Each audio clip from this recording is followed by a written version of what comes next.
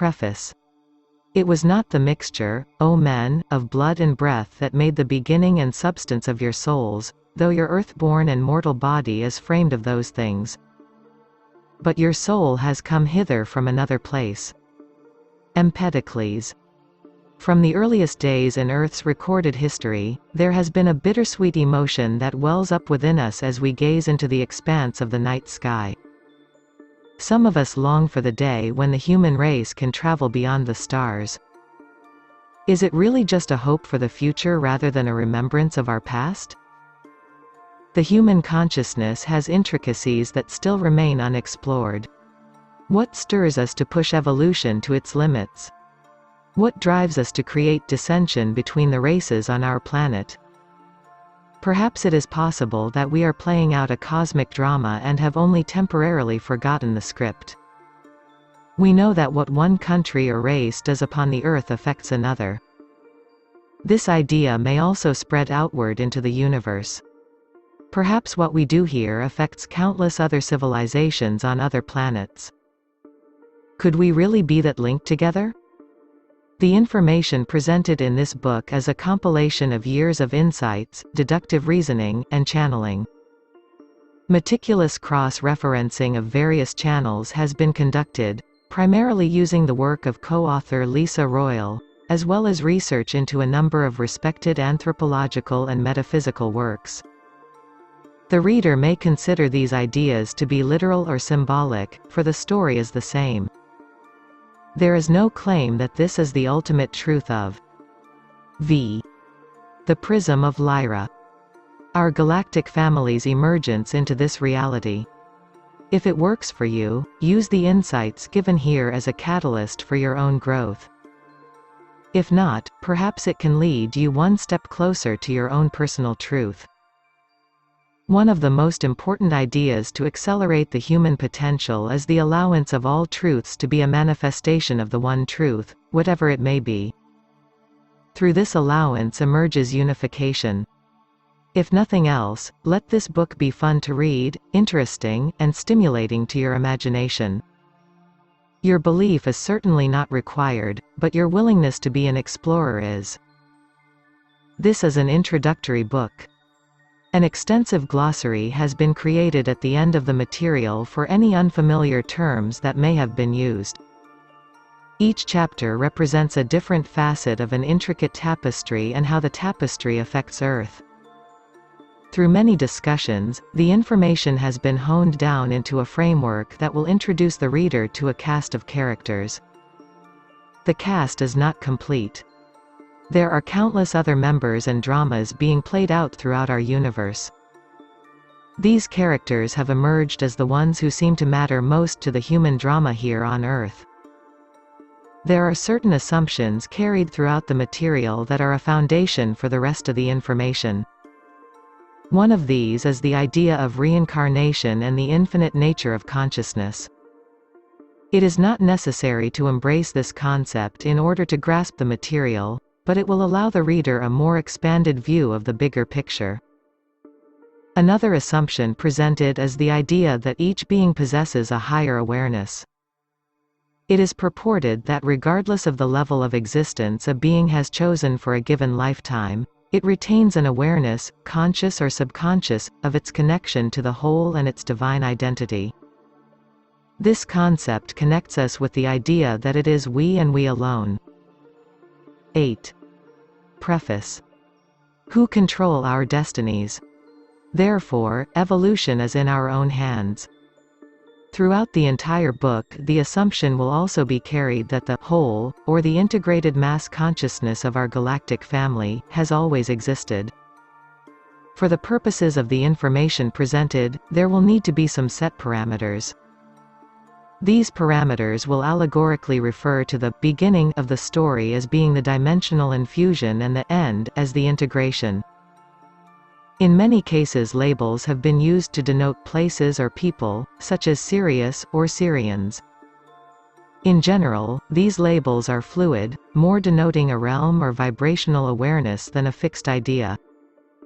In a case such as LYRA, for example, the possibility is respected that the very stars spoken of have become black holes and white holes many times over. Therefore, these can be spoken of as ideas rather than concrete points in time and space. These ideas carry weight.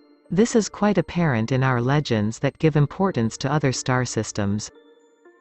The Dogon tribe legends, the Sumerian texts, and the ancient Egyptian writings all claim contact with beings from other star systems.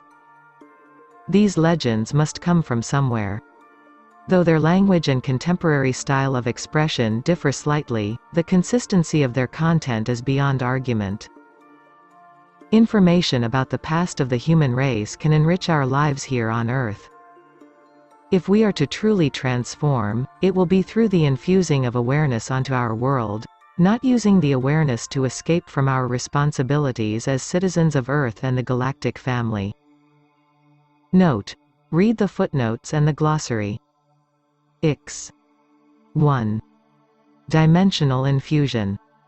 With its celestial keys, its chords of air, its frets of fire, the Samian's great Aeolian lyre, rising through all its sevenfold bars, from Earth unto the fixed stars.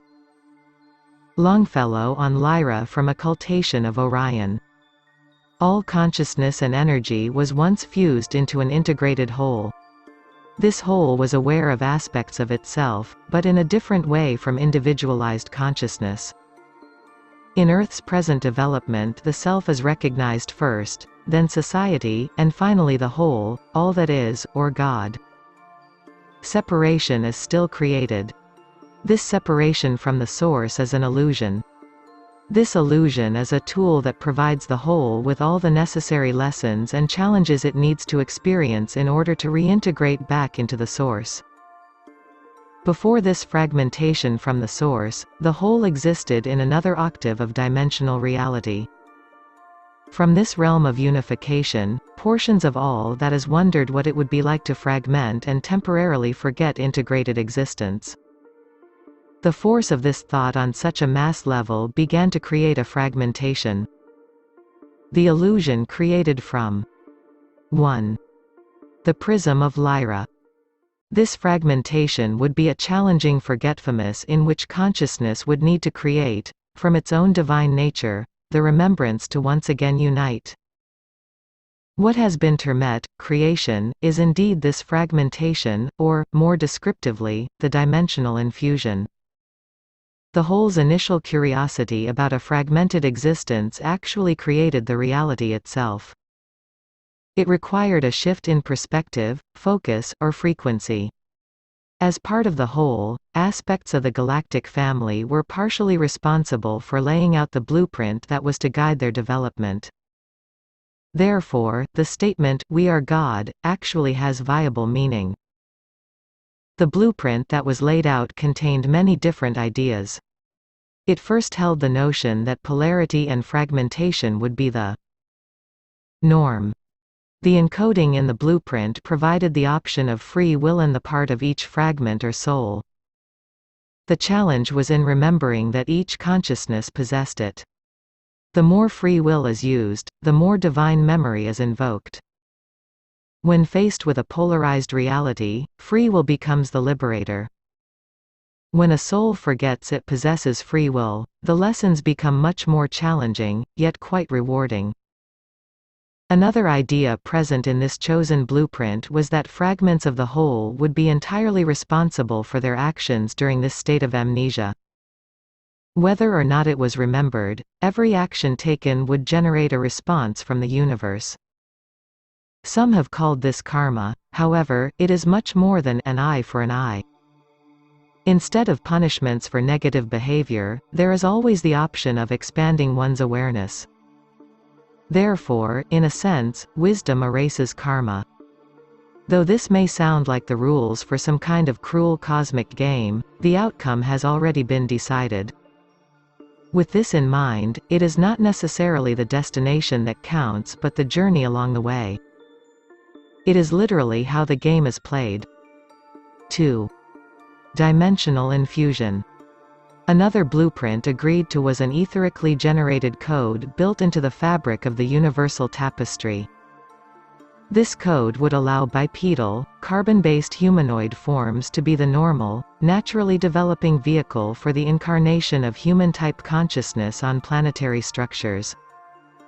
This code exists on meta-atomic levels that science is just beginning to learn to measure. The symbology of polarity plays out in the human body form. The Earth human is symmetrical, with 2 arms, 2 legs, 2 eyes, ears, etc. The body is joined into a whole by a torso and a head. It was also decided that during the evolutionary development of humanoid forms, within the Earth's galactic family, that the male and female polarities would manifest in separate but complementary body types. This serves as a reminder that in order to create, polarities must always be joined or integrated.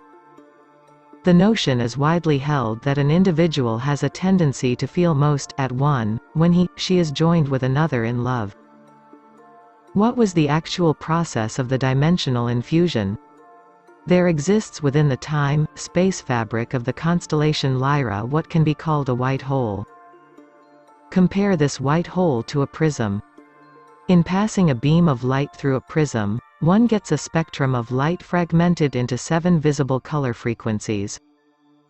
When a portion of the hole passed through the prism of Lyra, the white hole, consciousness was fragmented into 7 vibratory frequencies that represent the mass consciousness of Earth's galactic family. Each fragment became conscious on all of these different frequencies or densities. Frequencies were previously experienced as being integrated into the whole, like white light.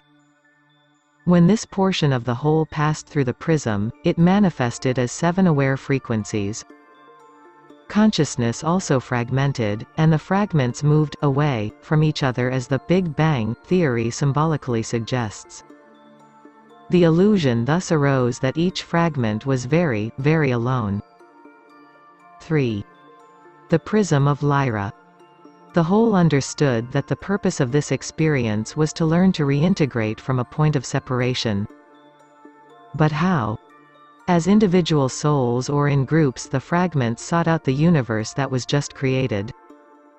The dimensional infusion not only created a consciousness fragmentation, but it also created the stars, planets, gases, and molecules that make up physical reality. However, physical reality represents only a few of the energy frequencies that emerged from the fragmentation. As science has discovered, matter is densified energy vibrating at a specific rate. Every aspect of the universe is made up of energy. In Earth technology, it has not yet been discovered how to measure certain portions of reality. If technology possessed this ability, an infinite number of gateways into time, space and dimension would be seen. For the time being, the 7 frequency levels that Earth's galactic family fragmented into by passing through the prism of Lyra will be explored below. From this point forward, the term density will be used in reference to these frequency levels. First, density. Awareness as a point, physical matter. This frequency level is the most basic. It provides the matter and energy for the creation of atoms and molecules. The basic life forms of mineral and water, for example, are all operating from first density frequency. Humans possess this frequency within themselves as well. It makes up the basic genetic codes. Second density. Awareness as a line, biological matter, development of group or species identity. The consciousness expressed by second density vibration does not possess self-awareness, or ego. Most species within the plant and animal kingdoms exist here. However, their placement in density depends upon many additional factors, including the presence or absence of ego. Third density. Volumetric awareness. Ego. Loss of group identity, development of individual identity, ability to. 4. Dimensional infusion. Remember past and cognize the future while retaining present awareness. This is the density where human beings emerge. It is a vibration that creates the illusion of separation and thus a challenge toward awakening. Presently humanity is going through a transition period into fourth density reality, which can account for the many rapid changes the human race is undergoing. This is the frequency that expresses the most separation from the whole. It is from here that many lessons about integration are learned. This is the most intense of all levels in its cultivation of growth within the self. Cetaceans, dolphins and whales presently exist simultaneously in third and fourth densities and are transitioning out of third along with humanity. The consciousness of primates exists in third density as well. The evolution of primates is becoming increasingly apparent, as one begins to observe them displaying several characteristics that were once thought of as indigenous only to humans, such as language acquisition and pathological behavior. Fourth density. Containment of volumetric awareness, superconsciousness, reintegration of group identity without loss of ego identity.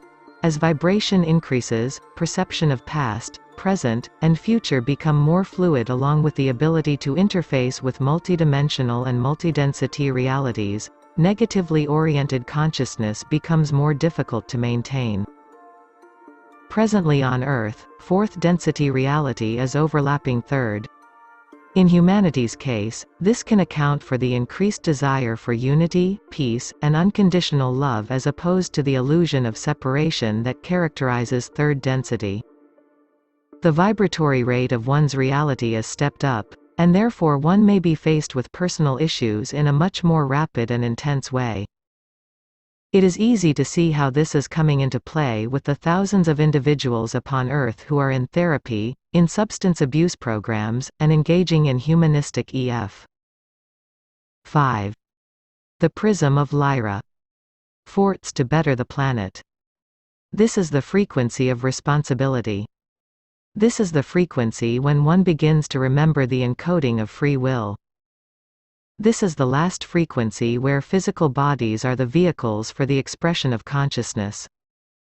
Hence many civilizations choose to spend long periods of time within this density. Fifth density. Experiential awareness of I as a group identity, not bound by linear time. In this density sentient consciousness begin to awaken to its heritage. This is the density of wisdom. As one awakens the wisdom within, they very often want to share it with those who are still focused in the lower densities. Many from this realm choose to become guides for others. A fifth density being merges with its family of consciousness, oversoul, or higher self, if you will, and begins to remember. This is the first density in which a non-physical orientation is experienced. Note: there is no clear-cut distinction when transitioning from fifth to sixth and sixth to seventh densities. Because these densities are not physically oriented, there is much blending in these transitions. Sixth density. Awareness as the dimension itself. This has often been called the Christ consciousness, in that it displays a frequency level equal to that of the Christ or Buddha. From this frequency a total remembrance occurs, and one begins taking responsibility for the whole rather than the self. The process of progressing the self and progressing the whole become one and the same. Seventh density. Awareness as the multidimensional experience, group matrix identity, social memory complex. This is the frequency of total oneness or integration. Those who vibrate to this frequency are merged in identity and become a mass-conscious whole. They magnetize those in other frequencies and provide the current for the natural flow toward integration. Once the seventh density beings reach 6. Dimensional infusion. Critical mass, they will progress through the prism of LYRA. From our point of view it will then be a black hole exit point, and reach the next octave, where another adventure awaits. It is important to note that as portions of the whole fragmented through the prism of LYRA, each consciousness retained awareness on all density levels. However, part of the forgetfulness remained. From most highly focused density levels, such as third and portions of fourth, an unawareness may occur concerning the coexistence of other levels. As integration occurs, one becomes aware of these other aspects. The microcosm always reflects the macrocosm. This is visible in the coincidence of how atomic structure mirrors the structure of a solar system. It is the same with the fragmentation of portions of the whole into individual beings or soul groups. When one incarnates into a physical body, it can be likened to a mini passage through the prism of LYRA. The process of soul fragmentation as one incarnates physically can be likened somewhat to Freud's id, ego, and superego theories. As a fetus, the soul demonstrates a first-density consciousness. At that point, one is aware of itself as intricately connected to the environment. Physically, one is a mass of DNA codes with the potential to become a conscious human being. Since Freud did not take his hypothesis into prenatal development, there is no correlation. If he were to have created a label that described the fetus relationship to its environment, then it would have been a first-density description. When the child is between birth and 2 years old, she begins to demonstrate second-density consciousness. A separation begins to be perceived between itself and the environment, and its desires become externalized. There is still somewhat of an egocentric point of view, which correlates this developmental level with the id. What distinguishes a child's second-density orientation from third-density is the lack of a 7. The prism of LYRA. Distinct ability to differentiate between itself and the environment. From approximately the second year of life onward, third-density consciousness becomes the primary framework demonstrated. This is the development of the ego and the awareness of the child as a separate individual.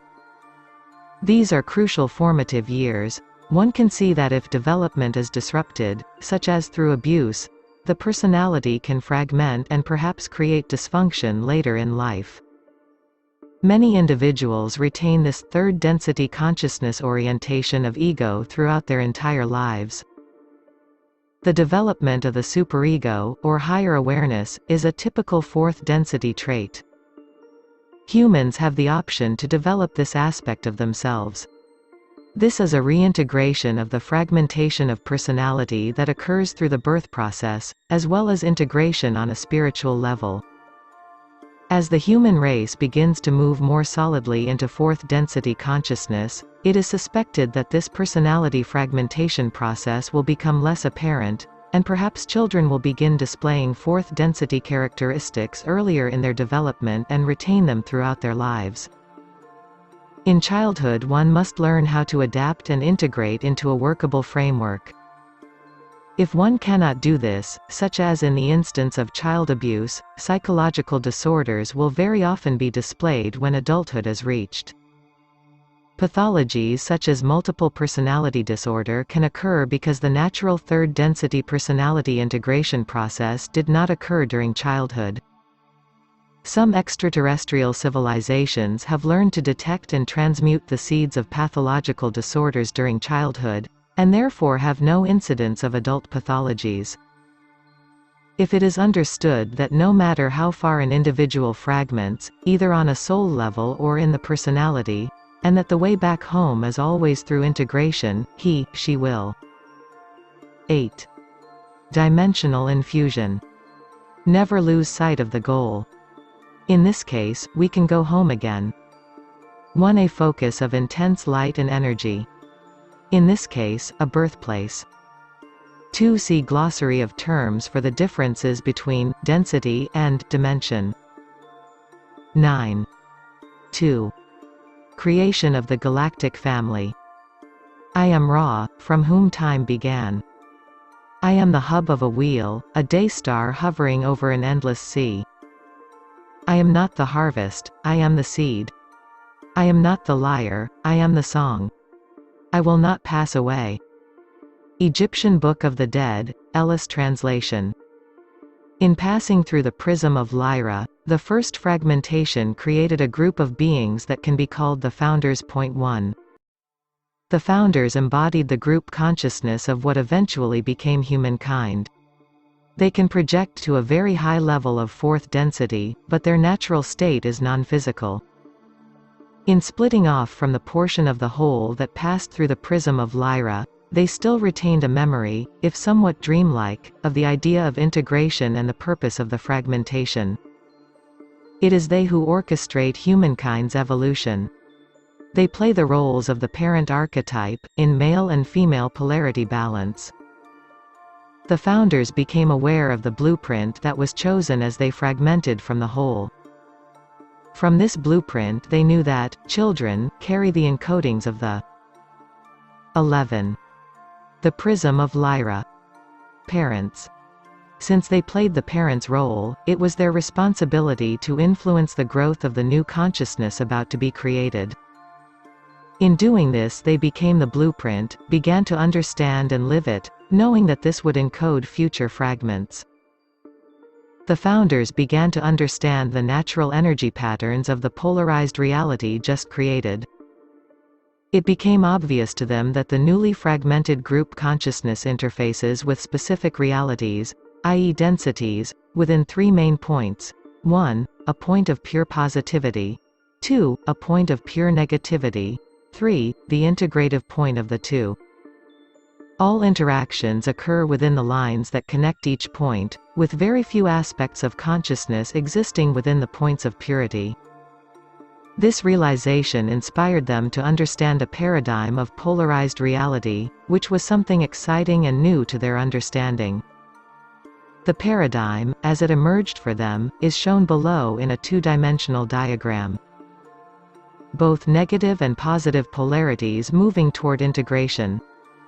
As they pondered the paradigm, they began to understand the mechanics of how the fragmented consciousness would once again merge back through the prism of Lyra. The linear model above can be changed to bring about the triadic relationship of the template. Here is an illustration. 12. Creation of the galactic family. This triad represents the probabilities of the integrative process. Civilizations naturally move randomly, according to the laws of chaos, within the triadic template until a balance of energy is reached. If a civilization or consciousness chooses integration, the willingness to grow from both polarities, they will naturally move toward the integrative point, fueled by the momentum of both polarities. This can be viewed as an allowing form of integration.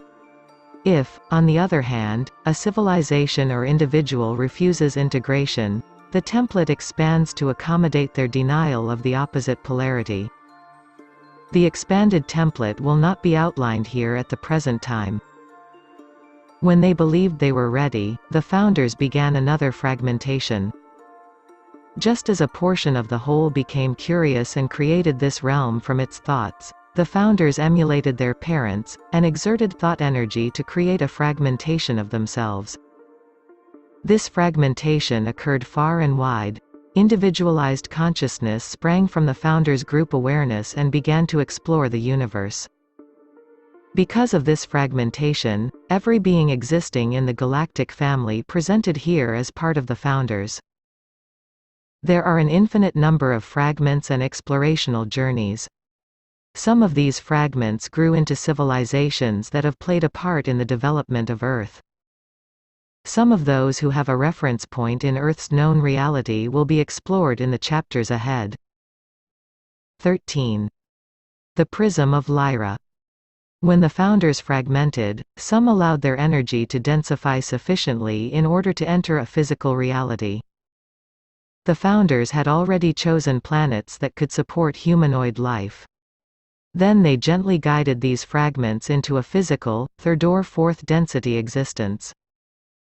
After time had passed, the fragments became more accustomed to physical existence, and assistance from the Founders, who still existed in smaller numbers, became less needed.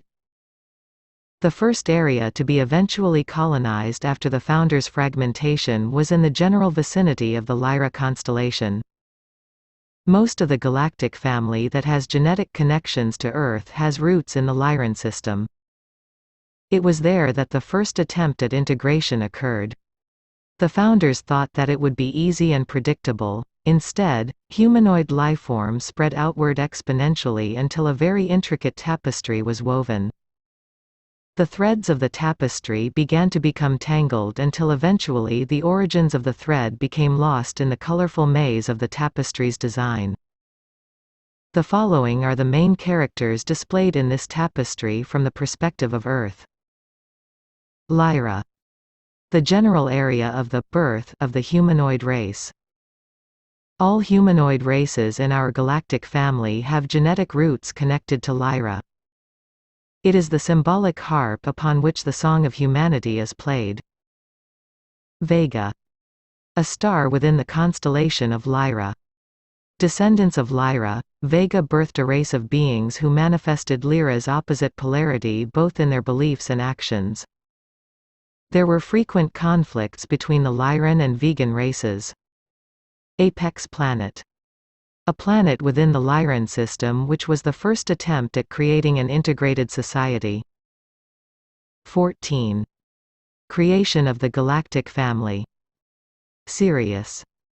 A trinary star group, it is known in Earth mythology as the Dog Star. Sirius was one of the first areas to be colonized by beings from the Lyran star group. Sirius embodied the energy of the triadic template and perpetuated the drive toward integration. There is a large variety of consciousness types that incarnate in this system. Orion. This is the main battleground for the challenge of polarity integration, seeded from Sirius as well as Lyra and Vega. There is a direct connection with Earth, as explored in later chapters. Pleiades. Colonized by Lyran offshoots, this group is Earth's main genetic connection from extraterrestrial sources. Arcturus. An archetype or future self-ideal of Earth, Arcturus assists in healing personal and planetary consciousness. Its vibration, primarily sixth density, has been attributed to the angelic kingdom. Zeta Reticuli. This civilization is intimately connected with Earth. The reticuli are the primary group instigating abductions, or more accurately called, temporary detainments, since this group always returns the abductee. More will be said about this group in later chapters. Though some of these civilizations overlap each other in time and may not appear linear, below is a linear translation of the progression of various cultures in comparison to each other. 15. The Prism of Lyra. Discussion. Once one recovers from the initial shock of the idea that extraterrestrials had something to do with Earth's heritage, it really seems like a very logical explanation. Why would the human race egotistically believe that it alone is responsible for Earth's genetic past? Upon Earth, races have discovered new races and have begun integrating with them. Perhaps before this occurred, these races never knew the others existed. This model can hold true for the universe as well as planet Earth. How many more ancient drawings of rocket ships and their pilots need to be found before humans can break through the fears about discovering Earth's past? The most obvious question is this: if the extraterrestrials are out there, why don't they show themselves? An answer can be found in humanity's approach to anthropological studies upon Earth. Scientists do not go marching right into a primitive culture waving their cameras and equipment. 16. Creation of the galactic family. These types of cultural assimilation sometimes take them decades to accomplish. In its own eyes, humanity may seem civilized enough. However, to a race that has achieved space travel and perhaps even global unity, humanity may seem primitive indeed. Perhaps they are waiting, hiding in the bushes, allowing only a few humans to see them until the signal goes out to the whole of society that they are not a threat. What if the signal that they are there never goes out to society? What if humanity continues to ignore the evidence, hoping it will all go away? To many of the extraterrestrials, this seems to be the case. All non-threatening methods seem to have been unsuccessful thus far. The primary game plan over the last few decades appears to be much more profound in its potential to awaken humanity. Some of Earth's visitors are now using fear. At times society is so quick to validate negativity rather than positivity that humanity's own framework may now begin to be used to assimilate Earth to its previously denied reality. Fear awakens, rather rudely at that. Perhaps that explains the growing observation of extraterrestrial abduction experiences as a method of awakening humanity to a greater reality. At humanity's level of development, a model for the natural evolution of a planet has not yet been formulated. It seems obvious that a civilization would not be able to reach the cosmos and the folding of space-time dimensions if it cannot resolve its conflicts on a planetary level. The expansion of consciousness required for such a leap may be dependent upon the unified whole.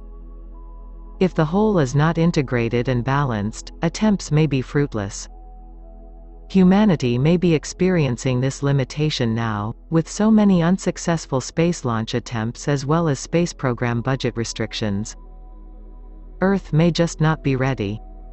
Humanity wants to reach for the stars but very often cannot even reach for the hand of its neighbor. The extraterrestrial connection is important, but what is? 17. The Prism of Lyra. Even more important is developing a global perspective. Expansion will come from action, the claiming of responsibility for Earth by humanity itself.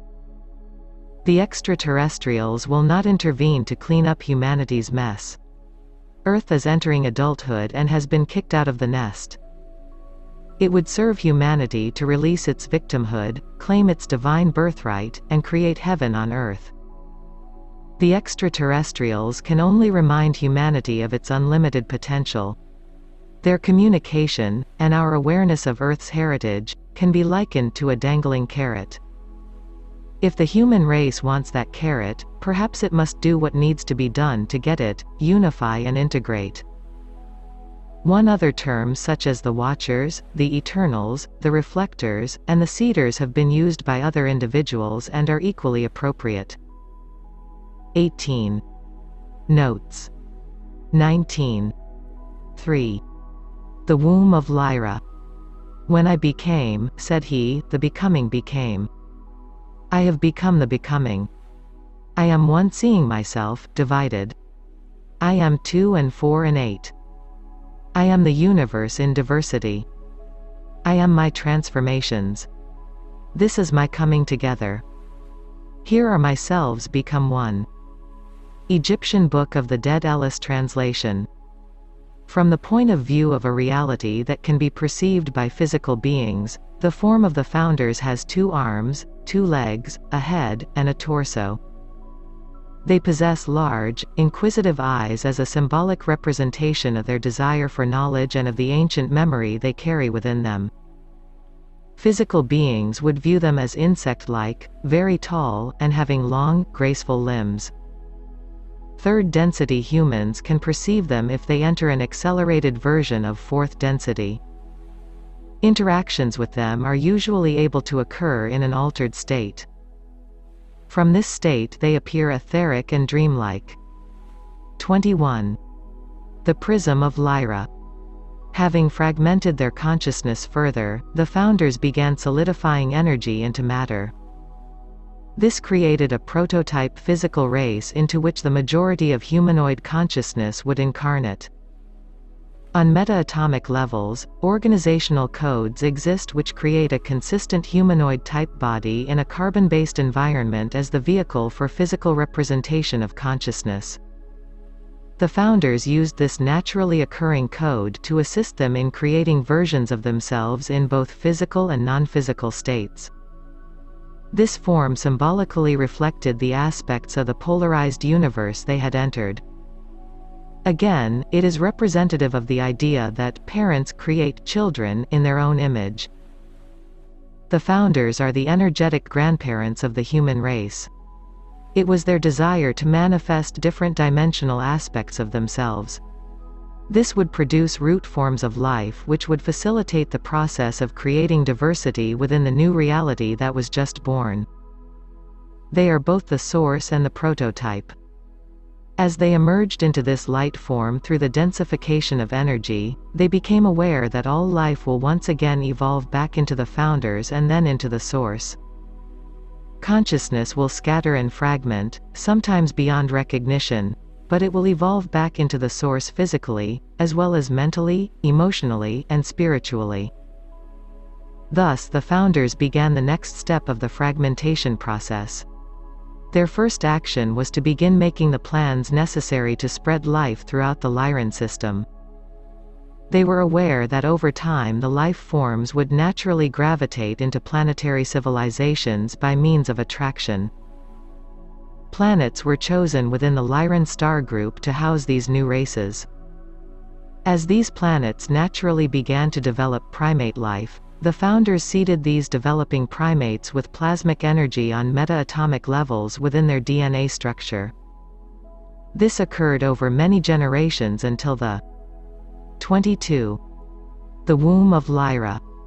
Primates, humanoids possessed the genetics necessary to sustain the higher vibrations of third-density consciousness. With slight alterations, the incarnation process was soon to begin on several planetary bodies. The founders fragmented themselves further in order to release the consciousness necessary to incarnate on these planets. As this fragmentation occurred, each consciousness was magnetized to a specific planet where the vibrations were more compatible with the individual fragment. As expressed in the previous chapter, the basic template of the consciousness that fragmented through the prism of LYRA can be considered a triad. It represents one polarity, its opposite, and the integrative point. The founders observed this natural flow of energy emerging in the base species that were developing. These different planetary groups were initially homogeneous, not yet manifesting any single aspect of the template in an obvious way. As time went on and interactions between individuals and groups increased, many groups polarized into either negative or positive orientations. Some groups began to display varying degrees of integration. This scenario was expected by the founders. However, the process began to take on a life of its own. As the process grew exponentially, the founders began to see the infinite reflections of the whole, and to some extent it became overwhelming to them. As these groups evolved and achieved space travel, they exposed themselves to the development of other planetary groups in the area. Cultures began to mix and grow. New philosophies were born. For a period of time the LYRA races rapidly developed advanced technology, expansive philosophy, and strong social development due to the interactions between these planetary cultures. Then the dynamics of the template began to be displayed. Polarities began to solidify, generating their own polarization that continued exponentially in turn. Negative polarities. 23. The prism of LYRA began splitting and manifesting their own negative-positive poles. Positive poles did the same. The feminine expressed its masculine, and the masculine expressed its feminine. Polarities exploded like viruses within the previously blossoming civilization. The simple set of mirrors that the founders had created shattered into infinite fragments. They had lost direct contact with many of the genetic windows, physical beings, that they had created. The physical beings had now taken on lives of their own, although the original programs continued to be an underlying factor influencing their development. The first group to develop as a specific non-LYRA species was the vegan civilization. They formed a highly distinctive philosophy and spiritual orientation and began to isolate themselves from the LYRA races. They were initially a negatively oriented civilization, expressed as the negative pole of LYRA because they had adopted a philosophy of service to self-contraction. Lyra itself may be considered the positive pole because all other civilizations were born out of it, expansion.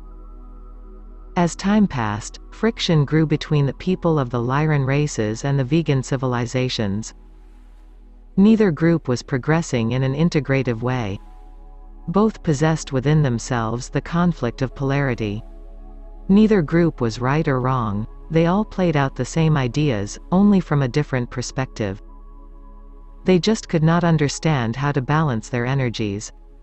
Polarization continued to grow exponentially as they grappled with their relationships between their civilizations and themselves. A third civilization began to emerge from the Lyran races. Because this planet was the apex of a symbolic triangle of integration, playing out both negative and positive polarities, it can be called the apex planet during this stage of its development. Later, it becomes a much more intricate piece of this galactic puzzle. 24.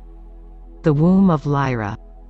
The apex planet began its civilization by drawing in characteristics from both the Lyra and Vega polarities. Genetically they were a mixture. Within their race, diversity was even more widespread than upon our present Earth. There were darkened light-skinned people, pacifists and conquerors, artists, musicians, and soldiers. Even in comparison to our Earth race, they did not coexist peacefully at all. Separation began occurring in the culture until the entire planet was engulfed in the friction of polarity. No resolution was in sight. The future of this apex planet seemed hopeless. They eventually allowed pollution and weaponry to nearly destroy their world. When opposite polarities are forced, not integrated, they cause fusion.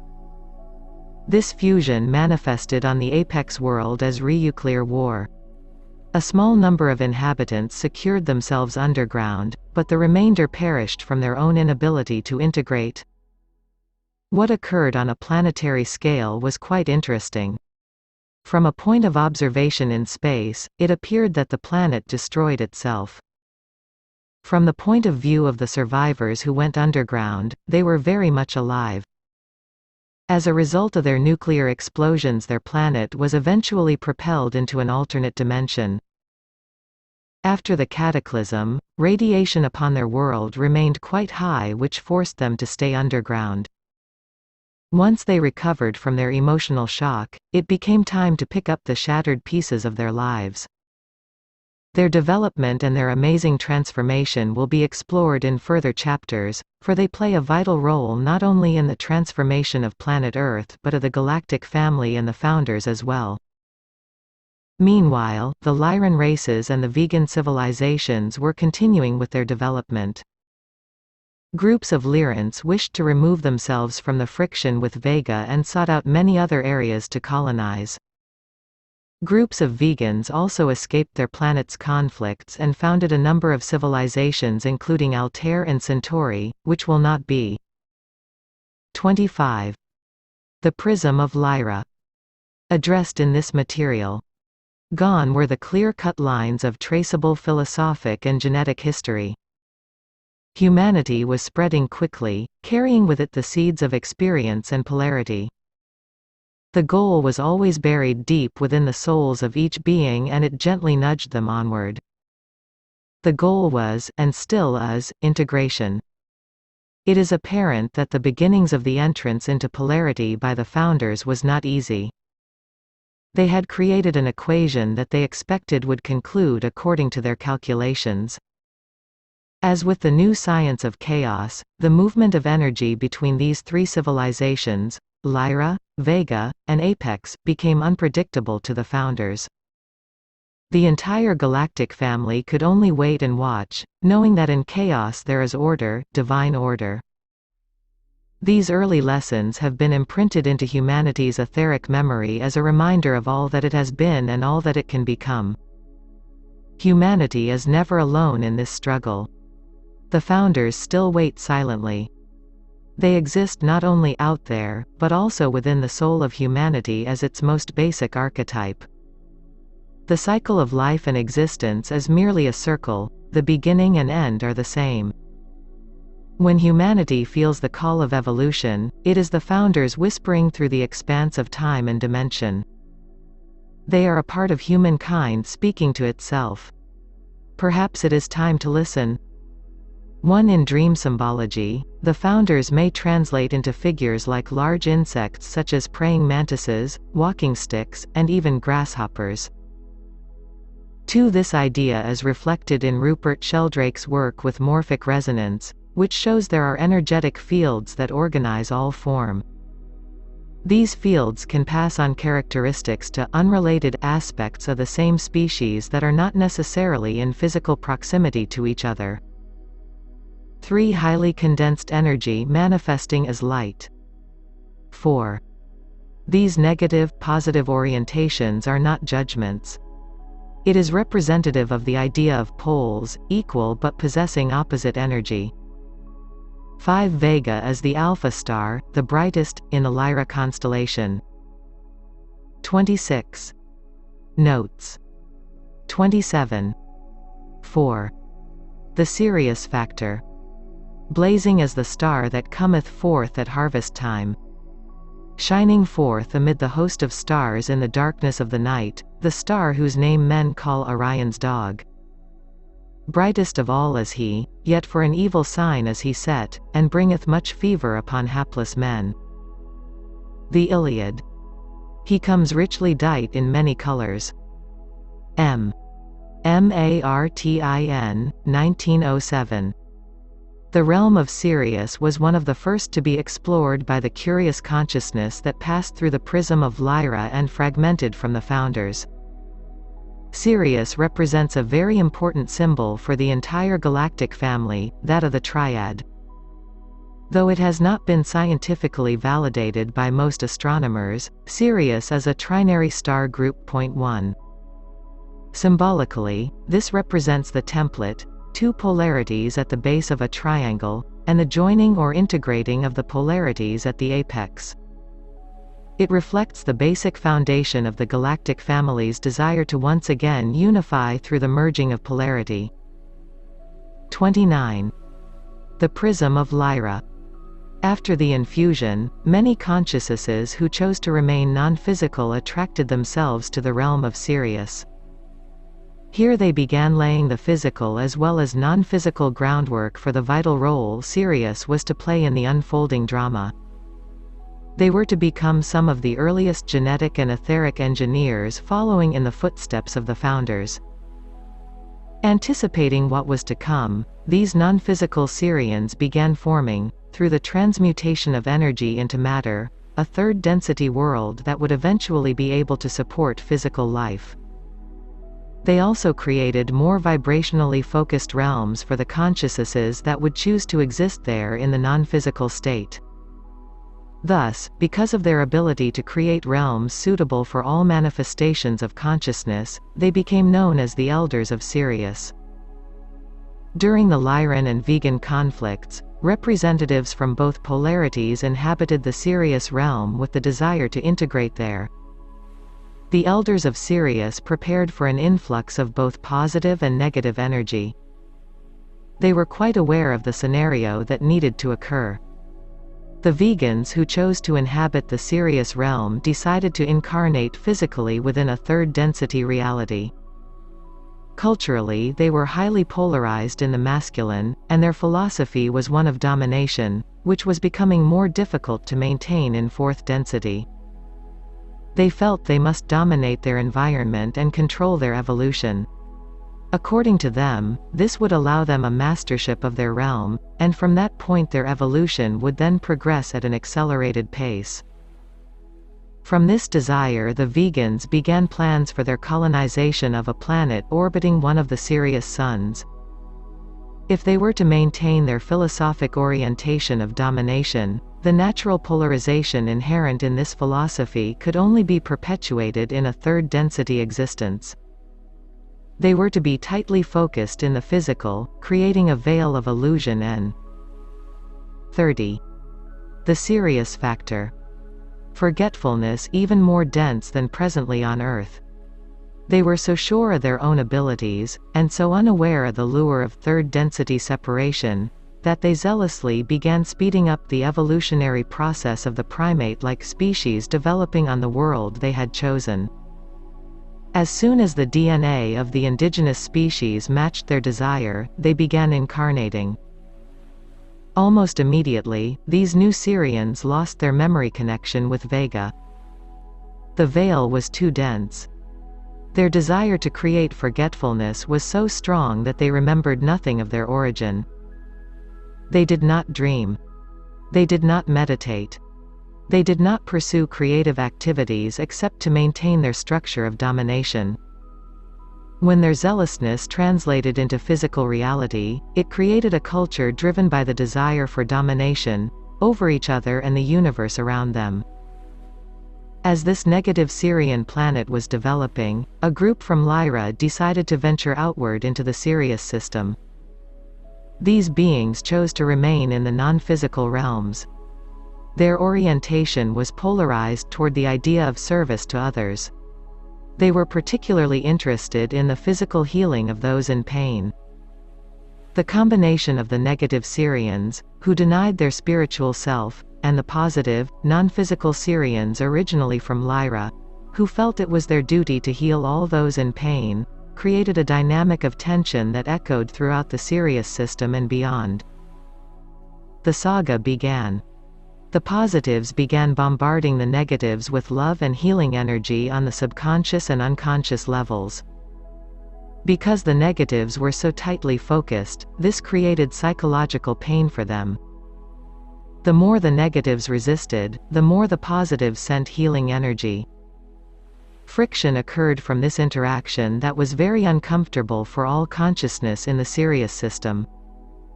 The elders of Sirius finally intervened. 31. The PRISM of LYRA. It was decided that the conflict would once again be moved to another locale. This time integration would be attempted from a slightly less polarized perspective. The elders sought out a home for this conflict. It did not take them long to discover the electromagnetic properties of the area called Orion. Thus the myth begins of how Sirius, the dog star, leads the way for the hunter, Orion. Once the initial conflict was removed from the Sirius system, the physical civilization remained. They had cut themselves off from spirit even to the point of death, where an immediate reincarnation into the system occurred again, further alienating them from any form of non-physical existence. Therefore, most of the negative society was unaware of a conflict, so they could not be made aware of its movement into the Orion system. Their society continued within its haze of forgetfulness. Those desiring the negative-positive integration now went to Orion from LYRA, Vega instead of to Sirius. Sometimes, very infrequently, a soul would awaken from the negative Sirius world and progress to the Orion arena. From the positive, non-physical, Sirius perspective, they would now be able to directly influence the ailing negatives. Many joyously ventured to Orion to carry out this task. Others chose to remain within the Sirius realm, concentrating their healing abilities toward other goals. Other positives from LYRA joined the Orion struggle. Galactic history was born. Because of the positive Sirians' desire to facilitate physical healing, their service to physicality instead of choosing incarnation, they allied themselves with the energies of Arcturus. Arcturus is oriented toward the idea of emotional healing. Together they form the Sirius-Arcturus matrix. This matrix has found its way onto nearly every physical planet within the galactic family as a holistic energy representing the healing of body, mind, and spirit. 32. The Sirius factor. Planet Earth has known the Sirius-Arcturus matrix in many forms. It is an archetypal energy that is used by an individual or society for many purposes. It is malleable and can be shaped into any appropriate definition. Whatever the shape, it is devoted to the service of physicality. The Sirius-Arcturus matrix reminds the fragments of their connection to the whole and their natural abilities for self-healing. Though it is only a small percentage, a group of positive Sirians decided to incarnate into physicality as well. However, they rejected the humanoid form for a form that is more representative of their nature. This form is the cetacean. Dolphins and whales represent a translation of Sirius energy upon a physical, polarized world. In archetypal symbology, water represents the subconscious. Cetaceans are there silently in Earth's oceans and in the sea of humanity's subconscious. They remain as a reminder of humanity's potential for integration. Of all the energies that are a part of the immediate galactic family, the Sirius energy is the most widely used upon Earth. The name Sirius means the sparkling one, or the scorching one, also called the dog star, and the Nile star. Perhaps because it is the brightest and the second nearest star visible to Earth, 8.7 light-years away, many ancient cultures recognized the importance of the Sirius energy, most notably the Egyptians. At times, Sirius consciousness may choose to densify its frequency to become visible to third-density humans. During many of the Egyptian dynasties it was quite common to have a visitation from a Sirian in the disguise of one of their gods, such as Isis, Osiris, and Anubis. These costumes made it easier for the Egyptians to honor their presence, and often the visitations triggered memories of the very early days when the gods walked openly upon Earth. These Sirians gave the Egyptians, as well as other Earth cultures, much advanced astronomical and medical information. Even today, scholars are still questioning the origin of this information. 33. The Prism of Lyra. Halfway across the globe, the Mayan culture had its own unique relationship with Sirius. Advanced medical practices and galactic astronomical information were imparted to them that presently have not been unraveled by modern scholars. Theirs was a much more personal relationship with Sirius. These Mayans were, in a sense, tourists from the Sirius realm, incarnate here on Earth, who wanted to experience physicality from a closer vantage point. Their relationship with the Mayans was so intimate that the Sirians actually shared with them the technology of transmutation, from matter to pure energy, consciousness. When their lessons were complete, the Mayan race vanished, transmuted, leaving behind a trail for humanity to follow. These Sirians left behind many time capsules and puzzles for future generations to discover. One of these puzzles is the crystal skull. The crystal skull can represent the infinite nature of man and consciousness. Looking into its depths, one can sense the past and future.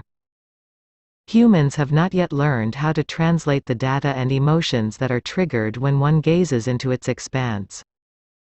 Perhaps one day information encoded within the skull may ignite sparks of memory within humanity, as the Sirians have possibly intended. They are one of the primary groups who, in many forms, have left the clues about Earth's past. It is important to note that the Sirians are not meant to be spoken about as a group of extraterrestrials as much as a group consciousness expressing itself both physically and non-physically. They have been a guiding force for the developing civilization upon Earth. As will be explored in later chapters, they are one of the primary characters in the creation of the human species on Earth. Returning now to the negative Sirius planet, Earth has an analogous translation of its philosophy. The practice that is called black magic, or the dark arts, is rooted in the 34. The Sirius factor. Philosophy of the negative Sirians. Within the Egyptian culture, the organized worship of the negative force took place within the temples and priesthoods of Set. This philosophy rejects the idea of re-inclusion into the universal fabric. Those that practice this philosophy consider themselves unique, separate, and egocentric. The illusion that they have created is one of non-responsibility for their actions. It often takes them many lessons and sometimes many lifetimes to recognize that their actions and their beliefs create the very reality from which they are trying to escape. In translation, another manifestation of the Sirius influence on Earth from a slightly negative perspective is the Illuminati. The Illuminati are a group of physical and non-physical negatively oriented, and even some positively oriented, extraterrestrials who came to Earth as physical beings during the inception. These beings eventually felt they did not get the recognition, or power, they thought they deserved. Many of these early off-planet consciousnesses who interacted with humanity had allowed their energies or their histories to evolve and become an archetype to assist Earth. The idea of control is their identity.